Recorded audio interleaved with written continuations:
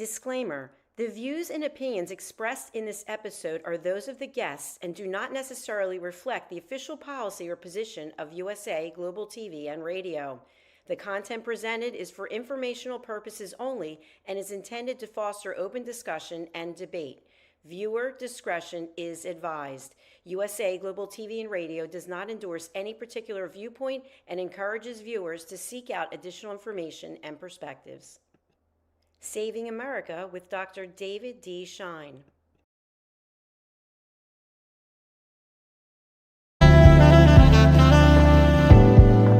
Welcome to USA Global TV and Radio, where our mission is to provide education, entertainment, hope, and inspiration.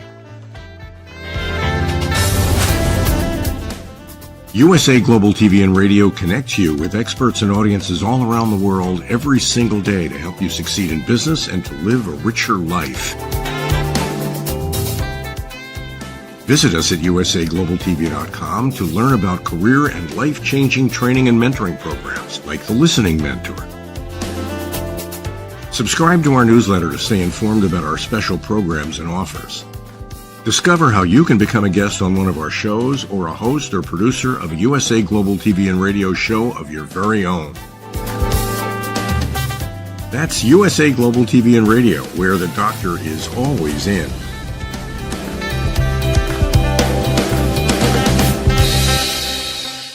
Welcome to Saving America. This is your host, Dr. David D. Schein. Violence against ICE agents calls for harsher enforcement actions. In what sounds like third world dangers, ICE agents and other federal officers assisting in immigration enforcement have been targeted in 2 ambushes that took place in Texas recently. The Department of Justice listed 10 individuals charged in relation to the first incident when the suspects opened fire on correctional officers outside the Prairie Land Detention Center in Alvarado, Texas on the 4th of July. Sadly, one officer was shot in the neck, but fortunately will survive. The attack started with fireworks being shot at the facility. When the officers responded, apparently shots were fired. In addition, there was vandalism of official vehicles. A second incident was a man was killed after reportedly opening fire at a U.S. Border Patrol facility in McAllen, Texas, which is near the Mexican border. Ryan Luis Moscada, 27, was fatally shot after federal agents returned fire. He reportedly had an assault rifle and was carrying a utility vest at the time of the incident. Texas is openly supporting ICE's efforts, so these attacks in the state are especially notable. Enough is enough. Some really bad people are being detained by ICE and removed from our society. Anyone encouraging any interference with their efforts, politicians or civilians, must be dealt with harshly and quickly at the federal level. All rise. China threatens other countries. Reports are that China is attempting to tell other countries not to make tariff deals with USA. I note that this demonstrates both the power of China and its desperation. While the Trump administration claims that China is engaged in some tariff talks with the US, although keep in mind the definition of a deal is that the other side complies and China cheats. How does the defendant plead? Horrific Louisville plane crash. I want to extend my deepest sympathies to the families impacted by the terrible UPS plane crash. Most Americans have seen the video of the fireball that ran for half a mile as an aged cargo plane lost an engine while taking off with a full load of fuel. While there were only 3 crew members, 11 persons on the ground died in the extended crash site. I had the opportunity a couple years ago to fly in and out of Louisville for a conference. It was a great visit, and I wish the town and its residents a timely recovery from this tragedy. Please proceed. And a bit of good political news. Senate Republicans confirmed 48 Trump nominees. Finally, the log jam has been broken. Traditionally, the party that is not in power in the Senate goes along with all but the most controversial picks for appointments by the current president. Of course, Chucky Schumer has been following the current Dem playbook to hurt everyday Americans just to block everything that Trump does. Well, he was outmaneuvered this time as the GOP-controlled Senate changed the rules to get things rolling. The Dems did this to help former President Obama about a decade ago. So a simple majority, not 60 votes, is required in the Senate right now for confirmation. Sustained. Mexico City caution flag. In the midst of the busy summer travel season, Trump has declared that some changes to a key airport hub in huge Mexico City are a violation of a treaty between the two countries. I was not aware of this, but Mexico City has opened a new airport, the Felipe Angeles Airport, about 30 miles outside the city, according to reports. Mexican domestic flights are getting priority to the original Benito Juarez Airport, which is closer into the city. This would obviously give the domestic carriers a big cost or convenience advantage. Specifically mentioned was a cooperation agreement between Delta Airlines and Aeromexico, which could be suspended due to this dispute. Given the importance of American tourists to Mexico, this could be another short-lived spat between the two neighboring countries. Motion denied. Mike Waltz out as National Security Advisor to President Trump. This was sort of expected as fallout from the heavily reported deal where a clown editor from The Atlantic was linked into a confidential conference call regarding the bombing of the Houthis in Yemen. Trump named Marco Rubio to do double duty as the NSA National Security Advisor until a replacement is named there. In the meantime, Waltz will be nominated as the new UN ambassador. I still would like to know how the clown's phone number was even in such a place to be even looped into that call. Please raise your right hand. Man sucked into a jet engine in Milan. Thanks to iHeartRadio's newsletter for this report.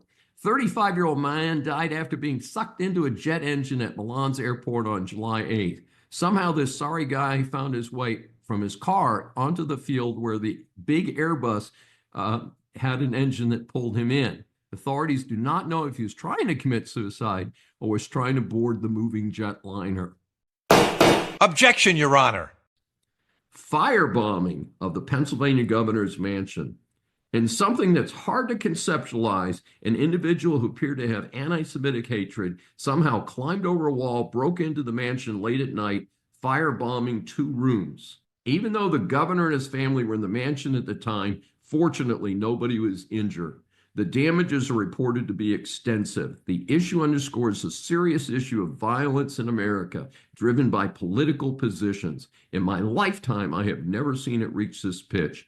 Polls indicate that a significant percentage of liberals feel that even killing Trump or Musk would be okay. This is a horrendous report, and I hope people were engaging in hyperbole and do not really feel that way. Gosh almighty. May I remind you, you're still under oath. Budget shutdown looms. Chucky is not the brightest bulb, and his unreasonable demands to allow a temporary budget deal are not going to advance the Dem cause for sure. My understanding is that the Dems want to reverse the GOP's attempted to clean up Medicaid, and they also are demanding free medical care for illegals. Being a member of the majority of Americans who work for their medical care, nobody I know favors giving medical benefits to able-bodied persons who could work and earn their own medical care. That same majority do not want free medical care for illegals. The Dems are in a less than 20% position on these slots. It is disruptive for all to have a government shutdown. Sadly, it does not save any money in the long run. So most Americans do not want to shut down. This would seem to be a bipartisan issue. Silence in the court. Department of Justice is probing BLM for fraud. Several years back, I heard a report that the leader of the BLM movement put family on the payroll and had a mansion paid for from BLM funds. Of course, that was during the Biden-Harris administration. There was no real investigation. I've heard that this bogus movement took in about $100 million. Well, those who sent money in deserve to have it wasted, in my humble opinion. The Justice Department is finally doing a fraud investigation of BLM. Way too late, in my opinion, but glad it is happening. I'll allow it. Sad story of domestic terrorism. By now, everyone has heard of the tragic story from Minnesota of 2 assassinated and 2 shot by a crazed appointee of Governor Walz. I believe the man's wife has been taken in for questioning as well. The shooter disguised himself as a police officer and made his car look like one. In the car, he had many powerful weapons, which fortunately, since he got separated from the car, he was not able to use. The local police realized the situation, and the shooter somehow escaped, but was apprehended a couple days later. Leaving the car behind, a manifesto was discovered and a list of targets in addition to the cache of weapons. This was a politically motivated campaign. Most of the slopstream media have been quiet about it, but this was someone who was a Democrat and appears to have attacked other Democrats for not being as far left as he was. The good news is that the feds have him in custody, which means the death penalty is on the table. In the meantime, two other Democrat politicians have decided to get attention and violate the rules of a civilized society. An unknown California senator, Alex Padilla, charged into a Christie Nome press conference without a suit or his congressional pin and ran toward her. Fortunately, guards intercepted him and cuffed him. I would like to see him prosecuted to the fullest extent of the law. How does this differ from J6, folks? Then a remote candidate for New York City Mayor Brad Lander decided to physically interfere in the arrest of an illegal at the courthouse after the person was in the custody of ICE. He was also cuffed and arrested. I call for prison time to make the point that it is that era when it's time to respect the law. How can we get civilians to behave when the elected officials are part of the problem? The sad thing is that the whole society has moved into this wave of violence. In Houston, incidents called road rage have erupted. This is so bad that the police are running focus operations to intercept some of the bad actors and calm it down. When I moved to Houston many years ago, there were road signs all around that said drive friendly. Hey, time to bring some of those signs back. This is Dr. David D. Schein. Thanks for joining me for this special edition of Saving America. Remember, a new Saving America show is aired on the Brushwood Media Network every Saturday at 11 a.m. Eastern Time. Listen on any of the 16 network stations, Apple or Google mobile app, Apple CarPlay, TuneIn, Smart Speaker, and all smart TVs. Find more information at the brushwoodmedianetwork.com. Please be sure to join us each week. We welcome and love your feedback from our growing audience. Order in the court. And our series of interviews for Saving America establishes that the world is full of interesting people. And when you hear this guest story, I know you're going to agree with me. Saving America welcomes Professor Amy Wax. She's presently professor at the law school at the University of Pennsylvania, which is the trigger for this interview. More on that in a bit. Her incredible educational background is BS in biochemistry and biophysics from Yale, followed by a medical degree cum laude with distinction in neuroscience from Harvard, then practices medicine in New York for 5 years with a residency in neurology.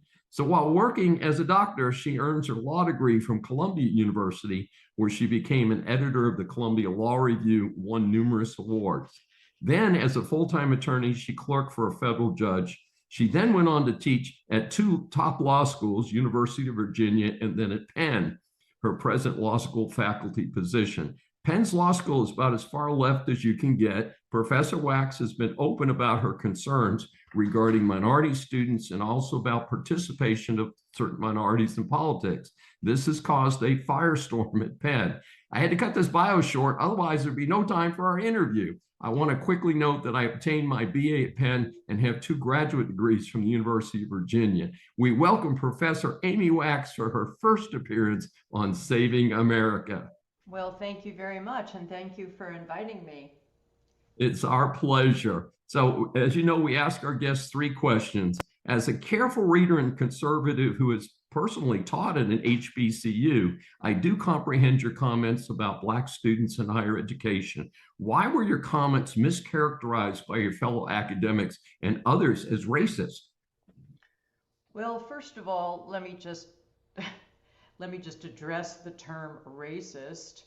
The term is used very prolifically and very promiscuously in the current atmosphere. It's thrown around as a weapon. And when people are called racist, they usually tremble and retreat because, you know, in some quarters it's the worst thing you can be called. But my view of it is that the word is ill-defined. When I ask people, why do you call me a racist? Can you define the term? They can't. And when I do get a definition, I get, something different every time. So that's made me a lot, less wary of that term. I think it is a fertile ground for abuse and misuse. And I've been called it so much that it's kind of lost its sting. So I do not, it depends on your definition. Am I a racist? Am I not a racist? I don't spend a lot of time worrying about that. I really have to tell you. I spend a lot of time worrying about the future of our republic.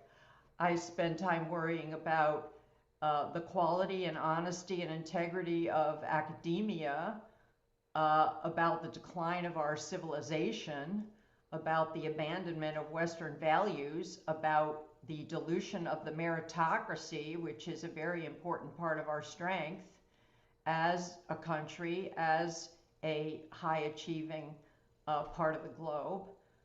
Those are the things that I worry about. So, the racism label is something that just doesn't keep me up at night, I have to tell you honestly. And part of this was statistics, wasn't it, in terms of what exactly was the performance of different groups in your school? Is that correct? Yes, I mean, the point I was making, this was a conversation with Glenn Lowry, who is a Black professor at Brown, an economics professor, very intelligent man, very wide interests. One of his interests is obviously the future of Black America, affirmative action, how affirmative action works, what its consequences are. And we were talking about some of the downsides of affirmative action. One of the downsides, of course, is that Blacks are overplaced through affirmative action. Now, what do I mean by that? I mean that they end up attending schools where the average student has higher scores, is more academically capable than they are.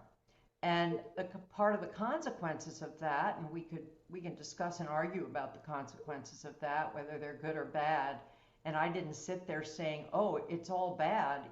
There's arguments to be made on both sides. I said one of the downsides of that is that they struggle to do well academically. That's just kind of what you would expect, right?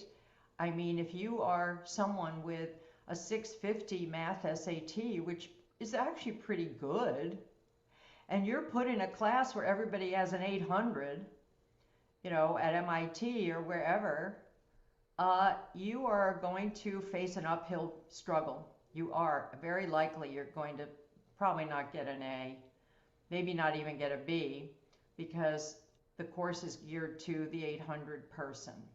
But if you went to a small college where the averages were in the 600s, you might actually paradoxically learn more. That's called the mismatch effect. That's different from the overplacement effect. The mismatch effect, which has been described, is that if you are overplaced, not only will you do relatively poorly, but you'll actually learn less than if you go to a place where you're well matched to the other people, because of, maybe there's a discouragement effect, or maybe it's all going to fly over your head. I don't know, but nobody really wants to look at it because they don't want to acknowledge it. Now, this is all a perfectly valid set of discussions and concerns about affirmative action, pro and con. As I tell my students, this is a policy question. Are we going to have affirmative action? So we ought to be able to discuss all of the aspects of it without becoming hysterical. But weirdly enough, these schools have decided that the proper tactic is to just bury and hide the truth, which is the, underachievement, so to speak, the lower grade pattern of affirmative action admits. They think that somehow by hiding that, people aren't going to find out. Well, I have news for you. The law firms know it. The judges know it. The people whose maw we're feeding. We're an HR department for all these people, of course. They know it. they end up overplacing students anyway because they're under pressure to engage in affirmative action. But at the end of the day, it does not end very well, because sooner or later the buck stops, as you know. But these are valid conversations. But it was quite strongly signaled to me through my dean bringing charges against me and other attempts to penalize me and sanction me that this could not be said on campus. Yes, I'm going to interrupt you there because I want to keep the interview short, and I know both of us are pressed for time, but I want to switch gears just a little bit because I'm going to come back around to your situation with UPenn, and again, we both have been there.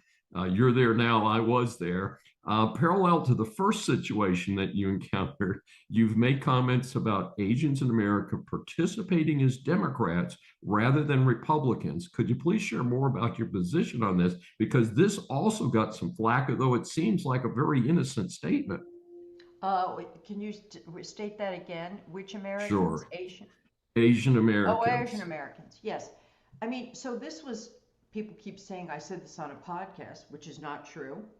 It was a discussion following a podcast with an Asian friend of mine, George Lee, who is a stalwart Republican and a stalwart conservative and is Chinese.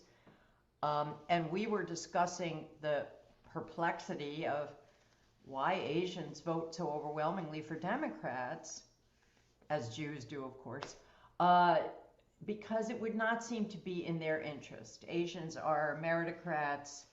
They are very bourgeois. They're very law-abiding.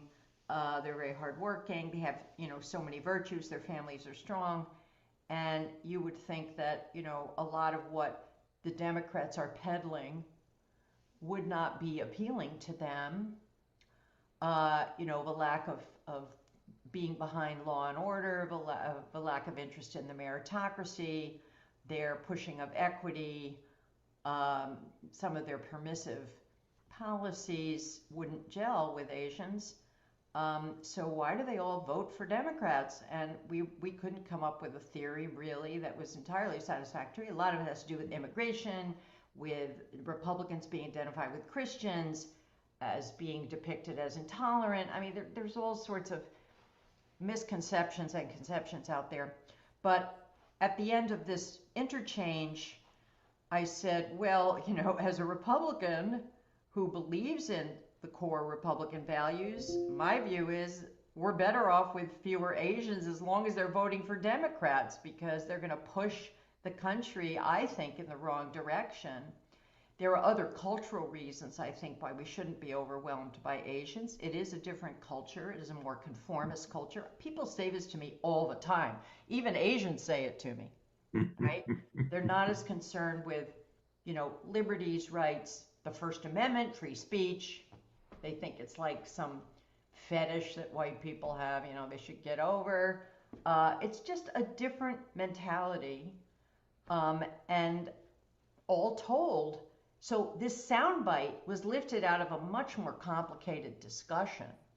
Like I was some kind of bigot, like I hate Asians. No, I have a lot of Asian friends. I'm thinking more generally about the direction of our country, about which party I think, should be in control, and also my general penchant for immigration restriction. I am very much an immigration restrictionist, especially from non-Western countries. And you put it all together and you get this little sound bite that was like ballyhooed everywhere to prove that I am an evil person. Mm-hmm. And linking that exchange. Yeah. Linking that to our third question, which is you get quoted, and a lot of people in the public eye get quoted on sound bites rather than in the context of what they said. And so you've run into the hard way. Yeah. As I called it, a firestorm at UPenn, which is a very probably one of the most liberal schools, probably the 10 or 12 most liberal schools in the country, though it's getting harder to use that identity because there's been such protest on relatively small schools and remote schools. But a report I read said you were offered $50,000 to reach a compromise with Penn, but you turned it down. Why did you pass on the deal, and what has happened to you with regard to the Penn administration or the Penn Law School administration? Well, this has to do with, the fact that they did impose a penalty on me. It was quite a severe one, frankly, financially. Well, first of all, they're going to suspend me for a year. As I tell people, I have no idea what that means. I think it means I don't teach for a year. But then cut my salary in half for a year, my base salary, my core salary, and then no more summer money ever. And if you put all that money together, and I teach for another 8 or 9 years, it's almost $500,000 that they are docking me, and that is serious money. Okay. Now, as part of the negotiations, they were willing to let up on that a little bit, but the core of the financial penalty was still there. And they just threw in an extra $50,000, because of the loss of my summer money, which is $50,000 a summer. A one-time payment that I was somehow supposed to placate me. Well, frankly, sir, that is chicken feed, okay? That is chicken feed. I mean, maybe if they'd said $500,000, I would have considered it, and they can well afford that. But the real sticking point is something I find outrageous and dishonorable on their part, which is they wanted me to sign a clause that said that I would never speak about the case they had brought against me, the hearing, the proceedings, the lack of due process, the fabrications and the falsehoods, the dishonest sound bites that twist my words. Their pursuit of me, everything they've done to me, it's been going on for 2.5 years. I wouldn't talk about their hypocrisy, their double standard, the way they treated people after October 7th versus me, and all the awful things they've done. I wouldn't speak about any of that. Silence. They wanted silence. Well, why would they want that? Why would they want that? I'm told, oh, that's routine. Well, it shouldn't be routine. I mean, what is and what ought to be are very different, aren't they? Absolutely. And to me, that is just trying to escape accountability. And a academic institution should be all about intellectual rigor, intellectual honesty, accountability. If you're going to do something to a professor, get out there and defend it in an honest way. Explain it. Go through the particulars. Don't hide behind, a muzzling clause or confidentiality. Confidentiality is supposed to protect me, not them. They don't want to talk about it. They don't want to worry about it. They don't want to have to explain it. Well, what good are they then? Why are they even here? Okay, they might as well go and work as stockbrokers as far as I'm concerned. And the students know it's bogus. Oh, the students fully understand that they are saying one thing and doing another. There are these regular sort of little cases that come out of the massive bureaucracy that is Penn. Oh, we want people to be able to talk across difference, speak their mind, not self-censor. That is laughable. That is risible. It really is. It's ludicrous. It's so amazing. And we want to be respectful of your time. We so much appreciate it today. I have an hour for here, so I've allocated. Yep. How can our audience get more information about you and your career? You said you're on a lot of different sites. I found you on Wikipedia. Well, Wikipedia, I wouldn't trust. Wikipedia has gone off the deep end, lefty-wise.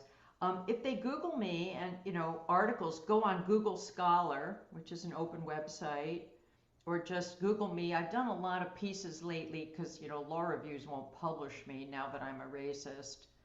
On Law and Liberty, on the Claremont Review, on the American Conservative. There are these websites that I now have published a number of pieces on recently. Also, I've done a lot of podcasts recently. It's during the time that Penn has been bringing this case against me, it's been very time consuming, and I've in some ways been acting as my own lawyer. I've been working with a lawyer, but you know, I've been very, very involved in what is said and what arguments are made, of course, and I used to be a litigator, so, and I'm the one who sort of has inside knowledge of what's going on. So that's been terribly time consuming, but I've done a lot of podcasts which are on YouTube with people like Glenn Lowry, Richard Hanania, other people, Louise Perry, people whose names, you know, Luke Sheridan. I just did one with Ayan Hirsi Ali. I mean, there's a bunch. And there are more to come because people are now very interested in what's going on and asking me for interviews. I'm not sure that will yield anything because these private universities are hugely powerful, as you know, and it's very hard to hold their feet to the fire. They are a law unto themselves.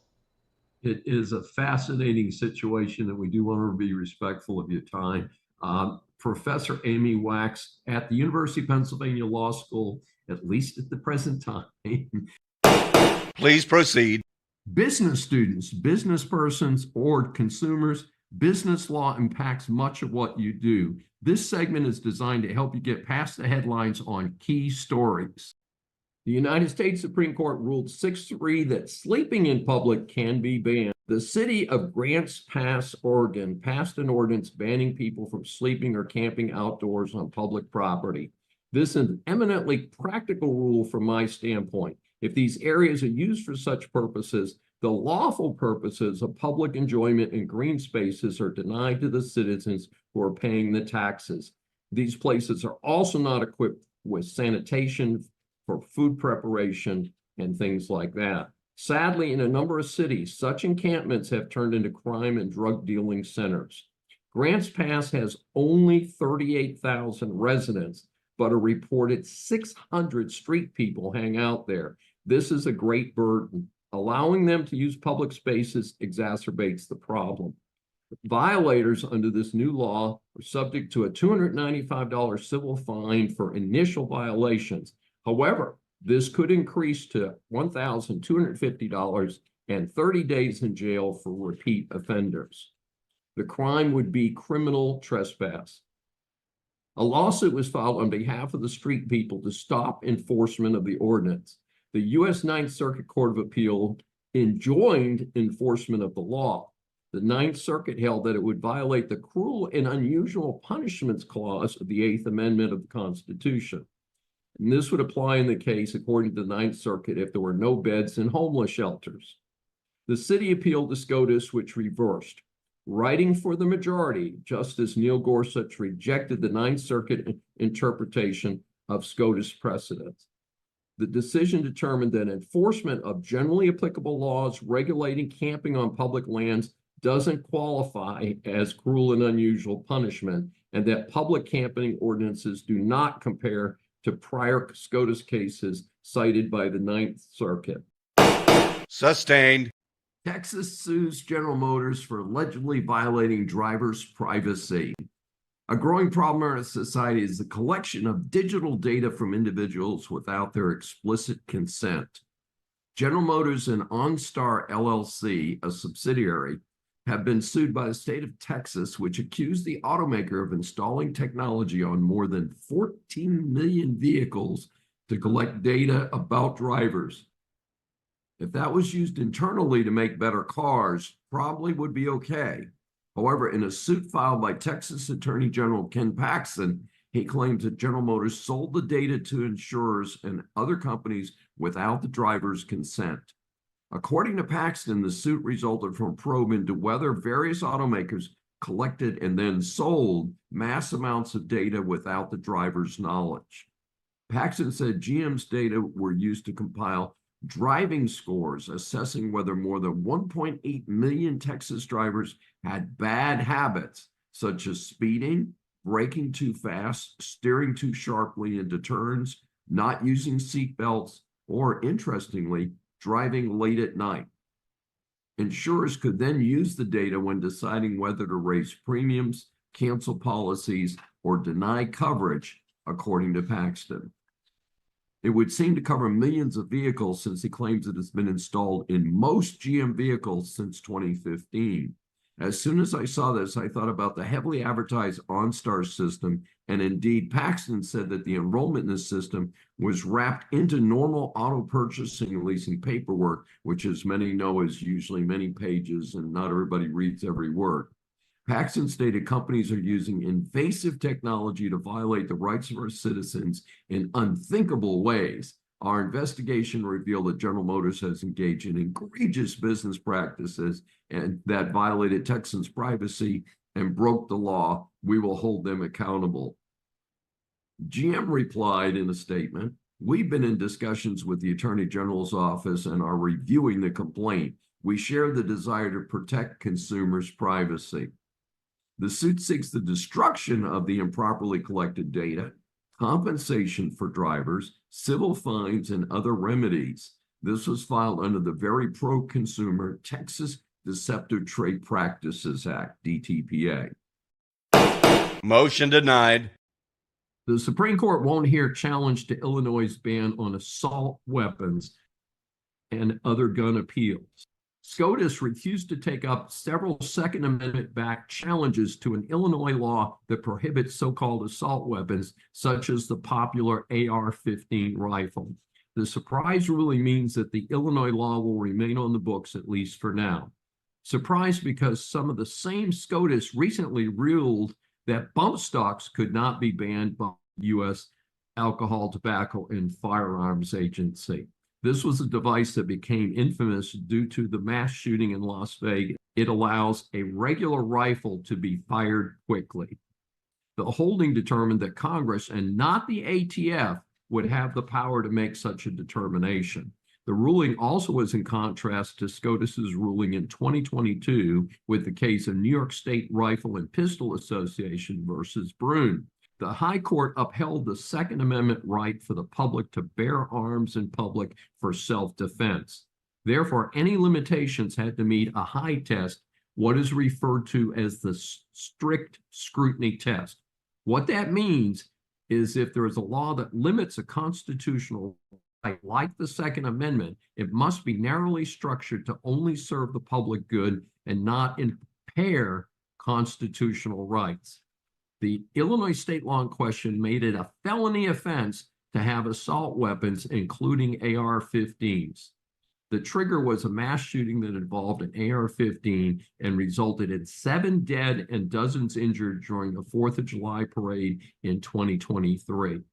It is likely that lawsuits pending against the Illinois statute will continue in the lower courts. The issue seems likely to return to the Supreme Court in the future. Some may ask if further Second Amendment cases against the statute might return to SCOTUS. Why did SCOTUS not review it now? The selection of cases by the High Court is tough. 4 of the 9 justices must agree to hear a case. It must be ripe for consideration. In this case, some of the conservative justices were outvoted. In fact, Justice Thomas stated that the AR-15 is the most popular semi-automatic rifle in the United States and is in common use today. This would seem to telegraph his support for keeping this weapon available to the public. To give our audience an idea of the number of cases decided by SCOTUS each year, over the previous 10 years, the most cases decided was 82 and the least was 47.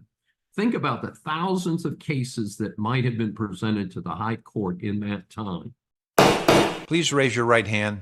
President Trump announced that the legal 6-month point has been now enforced. Harris's expensive Secret Service detail will end at that point. Apparently, the Biden handlers decided to give her 18 months instead of the standard 6 months. The new announcement ends the abuse of money and the limited Secret Service resources. I note that she has extensive family resources and is heading out on a book tour with a ridiculous advance from the publisher. The book, 107 Days, will be published by Simon & Schuster on September 23rd. It is about her failed presidential campaign.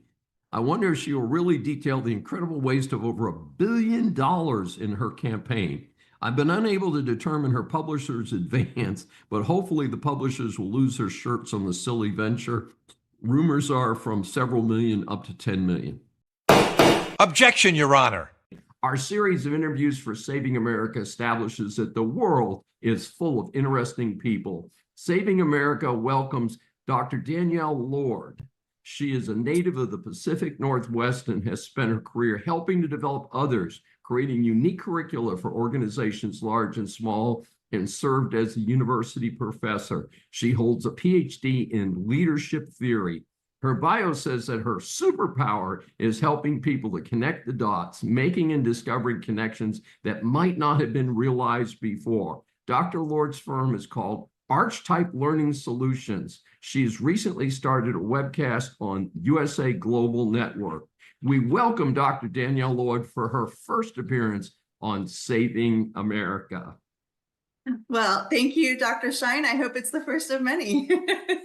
This is such an important topic. I think it's very well connected with the conversations that I'm having about really making sure we can bring compassion back into the world because it's so lacking right now. Sounds like a winner to me. As you know, we asked our guests 3 questions that we've researched in advance. So number one, tell us, our audience, about how leadership differs from management. I am always happy to talk about this particular topic because it is still very misunderstood. And there are still plenty of people out there who are saying they're the same thing. They are not the same thing. They are very different. It is my hypothesis that our management practices are really rooted in a historical element of the industrial era in which we collectively came together and started working as humans in factories. At that point in time, that industrial era, kind of the Victorian era, it was actually illegal, at least in the Western European context of Britain, to live in poverty. It was illegal to be poor. And you had people clamoring for jobs that paid pennies per day. It was very easy to be let go or terminated from that job because someone was always waiting to pick it up. So our whole context of work is rooted in that paradigm, which was all hail the machine. The machinery, the equipment, the automation was very brand new to industry, and everything that we knew was about making sure that those machines ran efficiently, and we needed management to do that. So management, by definition, is about a transactional process that includes budgeting, prioritizing, scheduling, tasking, making sure things are staying in line with the work that needs to be done to accomplish the goals. That does not require any human relationship. And that's where leadership becomes so important, and how leadership is different from management. It's making sure that those things are happening through an influence-based positive relationship in which the leadership and the team members are working together towards those goals.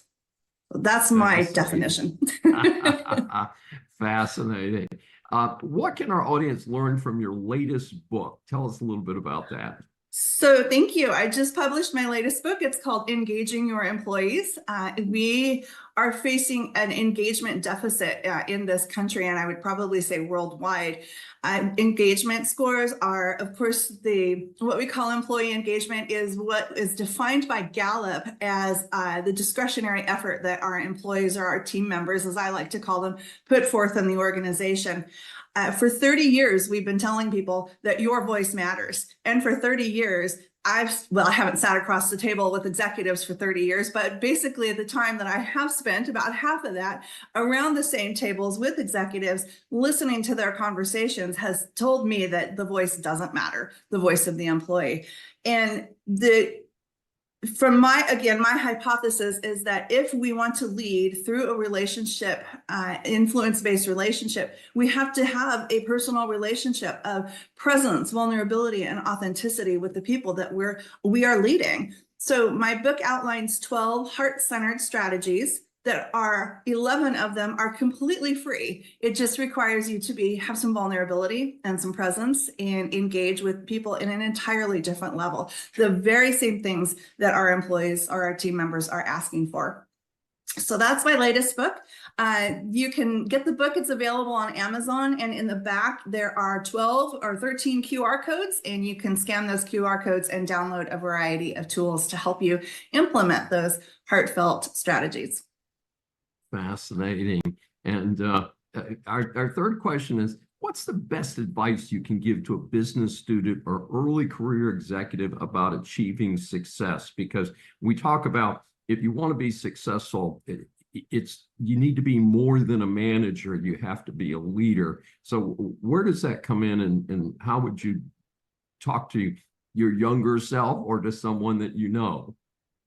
And to all of my graduate students, I talked to them about the notion of the relationship, the leader team member relationship, and that is where you get the biggest bang from your buck. It doesn't come from ego. And that's the biggest problem that we have, I think, in our organizations today, is that we see the ego continue to perpetuate. We see the ego continuing to be rewarded. In our organizations, we are still rewarding for performance, not behavior. And there was a fascinating study, and it grew legs and walked off. I can't find my original copy, but it was from 1989 from Dr. Fred Luthans, who said that most as successful, as he defined them, so for those listening, I just used air quotes around successful, but our successful leaders are promoted based on the notion that they have made somebody else look good. And that was either through securing a large contract, bringing in a large amount of money, whatever that looked like was not necessarily always in the best interest of the team members or the people who make up the organization. So I always tell leaders, aspiring leaders in business, make sure that there's no trail of dead bodies behind you as you ascend into leadership roles. It is not about stepping on people. It is about lifting them up to make the organization a much better place. I've had my own very fascinating self-discovery, if you will, over the 2.5 years that I have been in business for myself. And I taught the innovation course. I was the lead faculty at the graduate school where I was at. And the MBA students were required to take a course on innovation. And part of that course was this idea of getting our business leaders to understand that innovation, creativity only comes when the mind is completely free of stress, the mind and the body, because it's an interconnected thing, right? The mind and the body have to be completely free of stress in order to be creative and innovative. And we're not free of stress when we have leaders that are micromanaging us, when we have leaders that are promoting toxic behavior, when we have leaders that are chastising everything that we do. And I thought I was in a position that I really was free from stress. I had executive level positions that I held and really believed that I was free from all of that. And it wasn't until 2 years into being in my own business as an business owner, that I really discovered that, wow, I am far more innovative and creative now being out there on my own than I ever was, even at the executive level, functioning at that level. So business leaders, again, in air quotes, leaders, you got to have the influence, you got to have the relationship. So when I say leaders, that's who I'm referring to, but leave the ego behind. It is really about lifting up the employees of your organization so that the organization can be successful, not necessarily you. You will be successful if you're doing the right thing. Now, we are seeing finally an improvement in opportunities for women. Do you give different advice to women than men, since women have been used to now, gee, it's terrific, I'm moving into management, but the transition from management to leadership may be a little bit more difficult for women?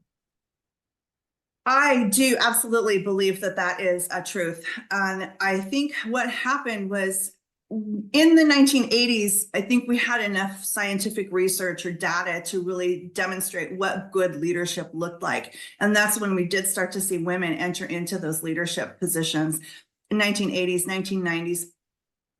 I think what happened with women is that we adopted a toxic feminism approach to leadership. positions or leadership roles, thinking that I have to act just like the men acted. In fact, I have to go one step further and be more masculine and more manly than the men were. And I think what that embodied was this idea of toxic feminism. I think we had a fantastic and missed opportunity to come in as our true authentic selves, as women who are the carriers of culture, who are known to be kind and genuine and large-hearted, and really show what great leadership looked like. I think that was a big miss. Fascinating. And as you know, we try and keep this short so people will actually listen to these interviews. But how can our audience get more information about you and your book and the things you're working on? Thank you. So you can call or text me at my business line, which is 253-269-2116. I take calls or text messages. You can also email me at Danielle@archetypelearningsolutions.com. And the things you think about when you're naming your business, you don't think about how long the email address is going to be. But Danielle@archetypelearningsolutions.com. That is also my website. You can find my website at that same address, archetypelearningsolutions.com. May I remind you, you're still under oath. As we grow up, a common reference for success or failure is the letter grade. Whether we're in grammar school or college, we all want an A grade and certainly regard an F as a big failure. Here at Saving America, we scan the news for reports of celebrities, politicians, or others who just end up in the public eye. So the A grades are awarded to people and organizations for great service to their communities, and the F grades, of course, are unfortunately more common, are awarded to those who need to do a lot better. The badge of dishonor today belongs to the Immigration and Customs Enforcement, ICE, for letting the dangerous Trendiagua gang members into the country, including a free plane ride across the country, and to Special Prosecutor Sheila Ross, the Georgia prosecutor, asked for life in prison rather than the death penalty. So the scourge of the earth is allowed into this country and given something called parole by ICE. That included a work permit. At taxpayer expense, they fly him to New York City. His fingerprints are checked and he is confirmed as a criminal, but they still allow him to stay in the United States. He reportedly committed a separate criminal act, but again, is not prosecuted or tossed out of the country. He gets a free plane ride at his request for a humanitarian flight to Georgia. The trial evidence against him was overwhelming. This was a clear-cut case for the death penalty. He has just been convicted on all counts of murdering the 22-year-old nursing student, Laken Riley, in Athens, Georgia, in February of this year. Why? Why was this not an express ticket to death row? There is no point to taxpayers feeding and housing this excuse for a human for another 50 to 60 years. So Saving America awards today's F grade to the ICE, and especially for the Soros-backed prosecutor, Sheila Ross, who did not ask for the death penalty for the gang member and cold-blooded murderer of Laken Riley. Silence in the court. F grade for governors of Maine and Wisconsin, who will hopefully soon disappear from political office forever. We have more on number one, Maine Governor Janet Mills. During a recent governor's meeting in D.C. with Trump, she got into an argument with Trump about allowing boys and girls sports. Trump said Maine needs to comply with his executive order banning boys and girls sports. Mills said, "See you in court." Not wanting her to get the last word, Trump remarked that this was okay with him since time for Maine to have a better governor. Not to be outdone in the who can be dumber and more anti-American competition, Wisconsin Governor Tony Evers spoke out against deportations of criminals here illegally. Previously, he vetoed a bill banning boys from girls' sports. Despite Evers' position, the Wisconsin Interscholastic Athletic Association has just recently announced that it will comply with Trump's executive order preventing trans athletes from competing in girls' sports. So, Saving America awards today's F grades to Maine Governor Janet Mills and Wisconsin Governor Tony Evers for being out of touch with the American people. I'll allow it. Putin sticks his finger in Trump's eye. On the good news, bad news front, things are worse in Ukraine. Putin has launched multiple missiles and drones against civilian targets in Ukraine. And I emphasize civilian targets. In just one such attack, at least a dozen civilians are dead and dozens more injured. This is despite Putin claiming that he wants to reach a deal.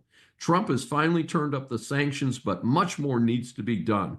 This is simply murder by Putin, nothing less. In an odd twist, Zelensky met with Trump privately while both were attending the late Pope Francis's funeral in Rome. Rumors are that this was prearranged. The deal for much more American help, in turn for America's access to rare earth minerals, is now being fast-tracked. Order in the court. Fortunately, being stupid does not prevent a person from facing criminal charges.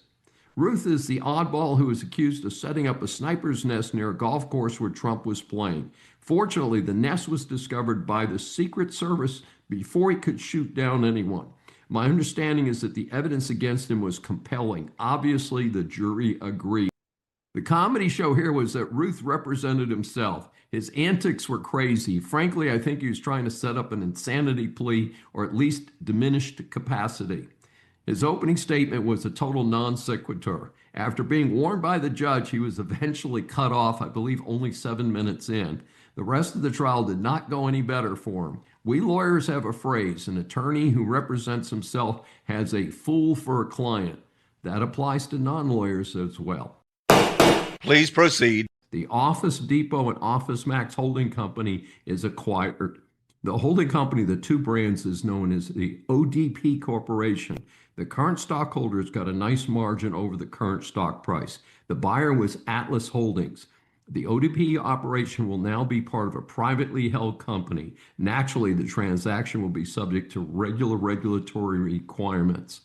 I'm against corporations buying up their competitors. In this case, the deal is not optimal, but at least they are not being acquired by Staples or another big box operation. Sustained. No surprise here, Dems are slow learners. Back-to-back pathetic performances by Kamala Harris and Joe Biden prove that there is no learning curve for the Dems. Harris' presentation was a mess. If she wanted to show herself as a potential governor for California and or a future presidential candidate, she blew it in her typical fashion. If anything, she has declined since her horrible run for president. Then somebody let Demented Joe have a press conference after his ridiculous performance at an event a couple weeks ago. Hiding these two is the only strategy that would work for the Dems right now. Motion denied. Texas Governor Abbott responds to Dem lawmakers' hateful remarks. The latest scumball Dem to gain publicity for stupidity is Texas Representative Jasmine Crockett. She doubled down on stupid by referring to Texas Governor Abbott, who has been in a wheelchair for about 40 years, as Governor Hot Wheels. She said this at a recent Human Rights Campaign dinner. Abbott said that he found the remark disrespectful. As a typical out-of-touch Dem, she claimed it was because he wants to block illegals from entering the U.S., not his disability. Then when Abbott's supporters called her out, she attacked them, not apologizing for her own insensitivity about human rights. This session is adjourned. Thanks for joining me for Saving America. If you have questions or comments, please find me on various social media sites. I'm Dr. David D. Schein, and I will see you next week. Welcome to USA Global TV and Radio, where our mission is to provide education, entertainment, hope, and inspiration. USA Global TV and Radio connects you with experts and audiences all around the world every single day to help you succeed in business and to live a richer life. Visit us at usaglobaltv.com to learn about career and life-changing training and mentoring programs like the Listening Mentor. Subscribe to our newsletter to stay informed about our special programs and offers. Discover how you can become a guest on one of our shows or a host or producer of a USA Global TV and Radio show of your very own. That's USA Global TV and Radio, where the doctor is always in.